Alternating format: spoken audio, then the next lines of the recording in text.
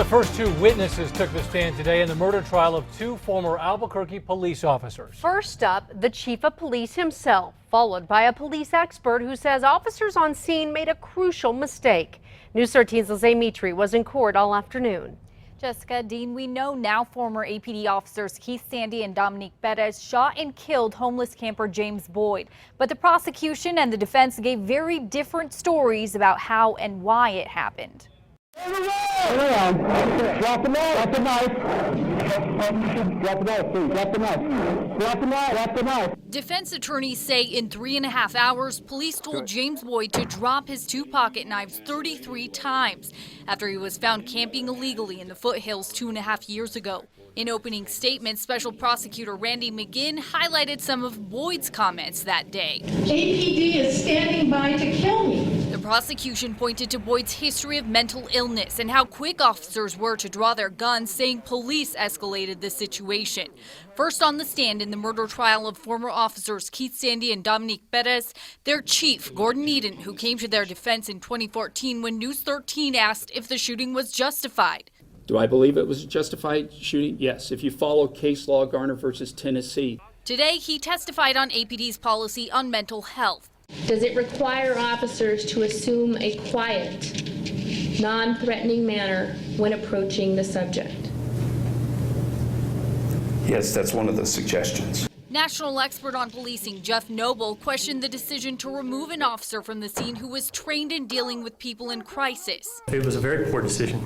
And he says if police intended to arrest Boyd, there was a crucial part of the plan missing as APD discussed each officer's role. Nobody was identified to actually handcuff him. Nobody was identified to go hands-on. But the defense says police only fired when all other methods failed and one of their officers moved in the way of danger. Officer Weimer-Skirch makes a decision, a fateful decision. They say the canine officer released his dog, then followed approaching Boyd with nothing in his hands but a leash, leaving Perez and Sandy with no choice. That he had a duty, a sworn duty, to protect that fellow officer.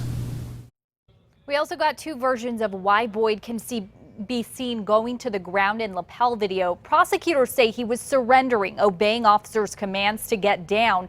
The defense says he was going down because he'd already been shot. Back to you. All right, thank you, Lizzie. We're expecting to see that lapel video in court tomorrow as the policing expert finishes testifying. Officers being charged for what they did in the line of duty is rare. That means unique challenges for both the prosecution and the defense. I don't envy either of their jobs, to be honest.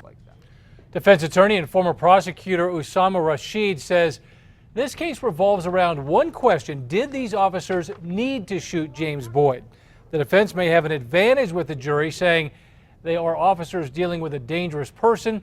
Rashid says prosecutors need to separate the badge from the officer's actions.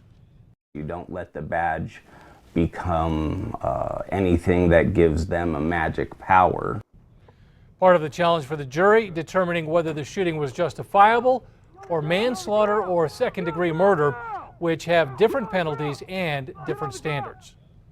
Since the officers were charged, this story has made national headlines. Articles and news stories have been published by the New York Times, the Wall Street Journal, and CNN. It takes place as police across the country are facing growing scrutiny for using excessive force against the mentally ill and minorities. Stay with News 13 as we follow this case day by day. We will be streaming this trial live as it happens. You can watch it online and on our KRQE News app.